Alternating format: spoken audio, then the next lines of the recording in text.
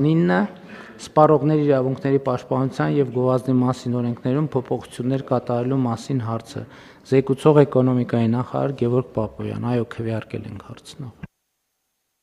Շնորհակալություն, մեծարգո վարչապետ, հարգելի գործընկերներ, շարունակում ենք մեր օրենսդրության մոտարկումը Եվրոպական միության օրենսդրությանը եւ ներկայացվող փաթեթով մոտարկում ենք ՍԵՊԱ-ի եւս 4 հրահանգ, մասնավորապես սպառողների հետ կնքվող պայմանագրերում անարդար պայմանների վերաբերյալ, հեռակա եւ ձեռնարկության շենքից դուրս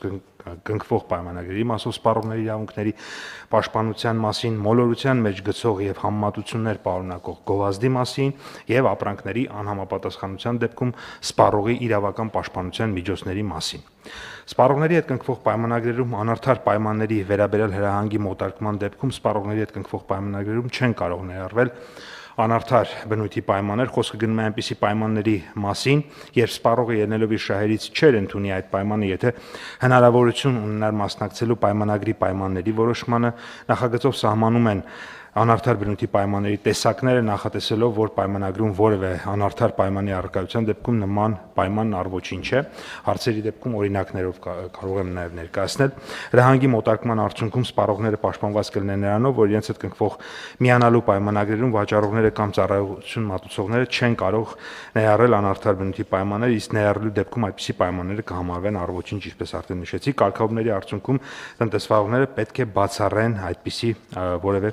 անարդար պայման։ Կարգավորումները տարածվելու են այն տնտեսվարողների վրա, որոնք առաջարկում են սպառողին կնքել ստանդարտ ձևով սահմանված պայմաններով միանալու պայմանագիր։ Երկրորդը մոլորության մեջ գցող եւ համեմատություններ պարունակող գովազդի մասին է։ Այս հրահանգի մոտարկման արդյունքում սահմանվում են մոլորության մեջ գցող գովազդի եւ համեմատություններ պարունակող գովազդի հասկացությունները, դրա մոլորեցնող լինելու հանգամանքները, համեմատություններ պարունակող գովազդի թույլատրելի դեպքերը, էլի եթե կարիք լինի օրինակով կներկայացնեմ։ Չնայած նրան, որ գործող օրենսդրությամբ նախատեսված են մոլորեցնող գործողության կամ գովազդի վերաբերյալ որոշակի կարգավորումներ, այնուամենայնիվ տվյալ հրահանգի մոտարկման արդյունքում սպառողները ամբողջովին պաշտպանված կլինեն մոլորեցնող գովազդից։ Կարգավորումների արդյունքում համեմատություններ պարունակող գովազդի առումով տնտեսվարողները կունենան հնարավորություն որոշակի դեպքերում գովազդում նշել մրցակից տնտեսվարող սուբյեկտին կամ վերջինիս կողմից առաջարկվող ապրանքները կամ ծառայությունները, իսկ մոլորեցնող գովազդի առումով տնտեսվարողները կիմանան այն հանգամանքները, որոնք կարող են հաշվի առնել գովազդի մոլորեցնող լինելու հանգամանքները որոշելիս, եւ այս կարգավորումները տարածվելու են գովազդ տեղաբաշխող եւ տարածվող տնտեսվարողների վրա։ Երրորդը հեռակա եւ ձեռնարկության շենքից դուրս կնքվող պայմանագրերի մասով սպառողների իրավունքների պաշտպանության մասին հրահանգն է։ Հեռակա պայմանագրի օրինակ, ասենք, առցանց հարթակներում կնքվող պայմանագրերն են, որտեղ վճարումն իրականացվում է on-line։ Հրահանգի մոտարկման արդյունքում սպառողները պաշտպանված կլինեն նրանով, որ հնարավորություն կունենալ ծանոթանալու հեռակա եւ ձեռնարկության շենքից դուրս կնքվող պայմանագրի դեպքում ապրանքի վերաբերյալ կոնկրետ տեղեկություններին, վաճառողի եւ սպառողի իրավունքներին եւ պարտականություններին, պայմանագրերի ներկայացվող պահանջներին, պայմանագրից հրաժարվելու սպառողի իրավունքին, ապրանքի առաքման ժամկետներին եւ այլն։ Կարգավորումների արդյունքում տնտեսվարողները ստիպված կլինեն պահպանել տվյալ տեսակի պայմանագրերի ներկայացված պահանջները։ Կարգավորումները չեն տարածվելու սոցիալական, առողջապահական, ֆինանսական, հանրային ծառայությունների մատուցման եւ մի շարք այլ պայմանագրերի վրա։ Ապրանքների անհամապատասխանության դեպքում սպառողի իրավական պաշտպանության միջոցների մասին հրահանգի մոտարկման դեպքում կամրագրվի ապրանքներին, ներառյալ թվային տարերով ապրանքներին եւ տվյալ ապրանքի գործառույթն իրականացնող թվային բովանդակության կամ թվային ծառայությունների ներկայացվող պահանջների շրջանակը եւ դրանց անհամապատասխանության դեպքում սպառողի իրավական պաշտպանության միջոցների շրջանակը, օրինակ խելացի ժամացույց գնելու դեպքում ժամացույցի հավելվածի խափանված լինելը, օրինակ նշանակում է ժամացույցի անհամապատասխանություն կամ մեքենայի դեպքում եւ այլն։ Հրահանգի մոտարկման արդյունքում սպառողները պաշտպանված կլինեն նրանով, որ հնարավորություն կունենան ապրանքների ներառյալ թվային բովանդակությամբ ապրանքների ձեռքբերման ժամանակ 2 տարվա ընթացքում ապրանքի թերության հայտնաբերման դեպքում դիմել արտադրողին, վաճառողին ապրանքի թերության վերացման նպատակով, իսկ օգտագործած ապրանքի դեպքում երաշխային ժամկետը սահմանել ոչ պակաս քան 1 տարի։ Կարգավորումները տարածվելու են ցանկացած պայմանագրերի վրա, որոնք վերաբերում են շարժական գույքին, սպառողի կամ ծառայության այլ օգտատերի կողմից վերբեռնվող կամ ստեղծվող էլեկտրոնային տեսքով տվյալների հետ կիսվելու կամ այլ փոխգործակցության հնարավորություն տվող ծառայություններին։ Տնտեսական մրցակցության եւ սպառողների շահերի պաշտպանության մասին գործող օրենքի իմաստով վերնշված պահանջների չկատարումը կհամարվի սպառողների շահերի դեմ ուղղված իրավախախտում, որի քննությունը գործող օրենքով վերապահված է մրցակցության եւ սպառողների շահերի պաշտպանության հանձնաժողովին։ Փաթեթի մշակման աշխատանքների իրականացման համար շնորհակալություն ենք հայտնում մրցակցության եւ սպառողների շահերի պաշտպանության հանձնաժողովին եւ փոխվարչապետ Մհեր Գրիգորյանի գրասենյակին բավականին շատ աշխատանք է կատարվել եւ հսկայական օգնություն է մեզ այս առումով տրամադրվել։ Շնորհակալ եմ։ Շնորհակալ եմ, պարոն Պապյան։ Հարգելի գործընկերներ, ըստ էության այս փաթեթը սպառողների իրավունքների պաշտպանության ոլորտում մեր կարգավորումների մոտարկումն է Եվրամիության կարգավորումների հետ։ Այսինքն մենք որդեգրում ենք եվրոպական ստանդարտ եւ դա է հիմնական արձանագրումը եւ համապարփակ եւ ընդլայնված գործընկերության մասին համաձայնագրի շրջանակներում իրականացվող միջոցառում է սա որպես մասնավոր դեպք, իսկ ընդհանուր մեր ռազմավարության մասին խոսելու առիթներ շատ ենք ունեցել, այդ թվում 3 էլ համաժողովի հրապարակային ես այդ թեմային անդրադարձել եմ։ Պարոն Գևորգյան, ինչ ունեք լրացնելու եւ ընդհանրապես նախորդ տարվանից եւ գուցե մի քիչ էլ ավել մենք մի քանի անգամ քննարկել ենք մրցակցության պաշտպանության հանձնաժողովի հետ, որպեսզի սպառողների իրավունքների պաշտպանության ոլորտում հանձնաժողովի գործունեությունը առավել ակտիվանա եւ այդ առումով ինչ ունենք այս պահին մեր քննարկումներից հետո արդյոք մեզ հաջողվել է այն խնդիրները, որ առաջադրել ենք այս ժամանակահատվածի համար լուծել։ Համեցեք։ Շնորհակալություն մեծարգո վարչապետ, հարգելի գործընկերներ, նախ նշեմ, որ այո, պարոն վարչապետ, սա արդեն ըստ էության, ինչպես պարոն նախարար նշեց, երկրորդ փուլ օրենսդրական փաթեթն է, որը ներկայացնում ենք արդեն ներկայացվեց կառավարության հաստատմանը, մնացել է վերջի փուլը, այսպես ասած պայմանական երրորդ փուլի փաթեթը, որը այլընտրանքային լուծման մեխանիզմների մասին է, ըստ էության, եթե ազգային ժողովը ընդունեց օրենսդրական փաթեթները, ստացվում է, որ Հայաստանի Հանրապետությունը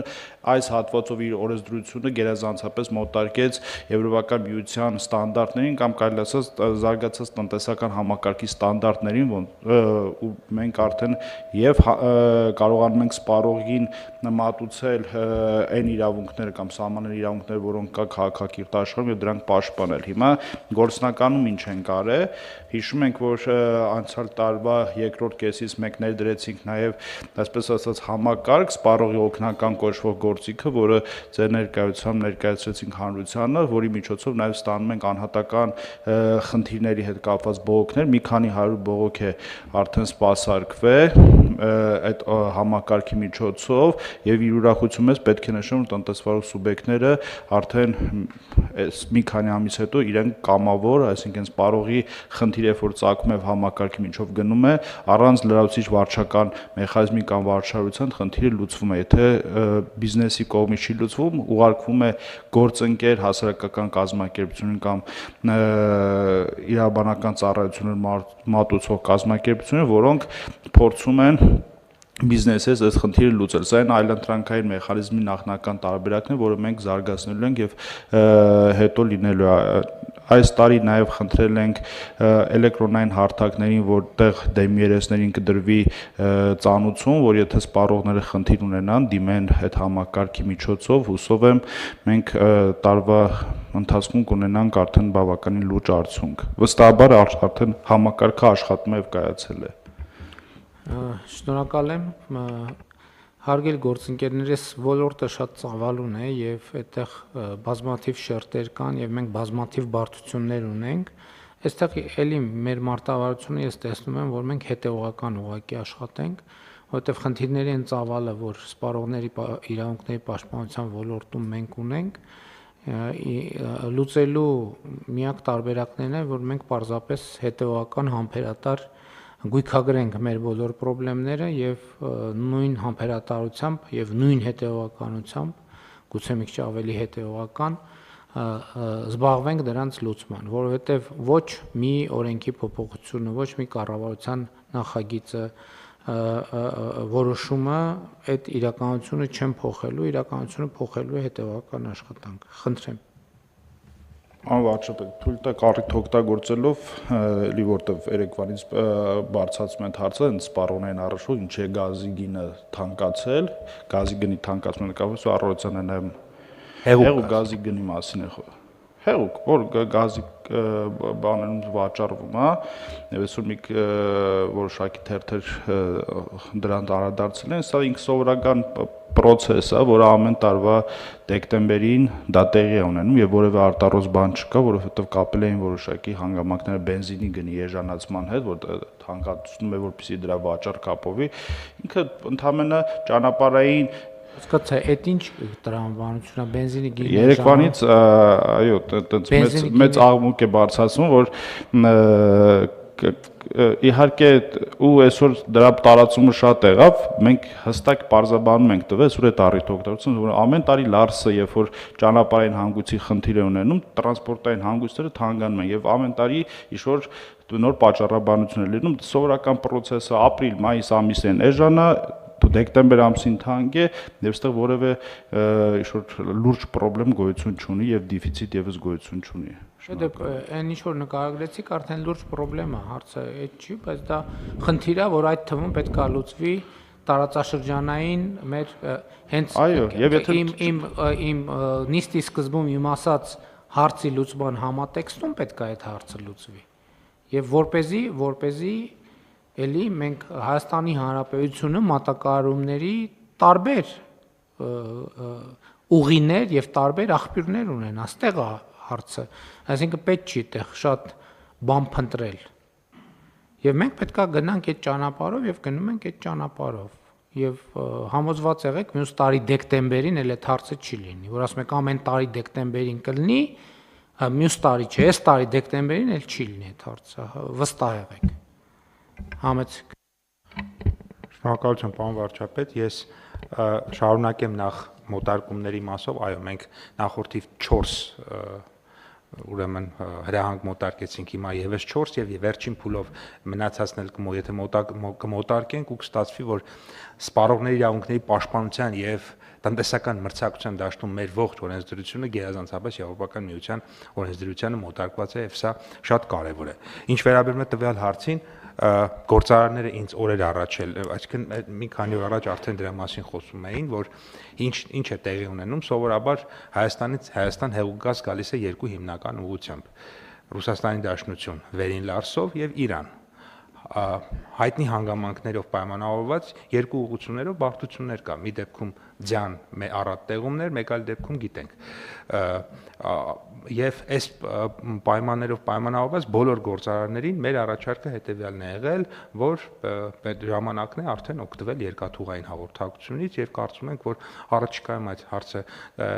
մեկ ընդմիշտ կկարողանանք լուծել, որովհետեւ երկաթուղային հաղորդակցությունը այդպիսի խնդիրների առաջ չի կանգնում, ինչպիսին օրինակ Վերին Լարսը։ Մենք հիմա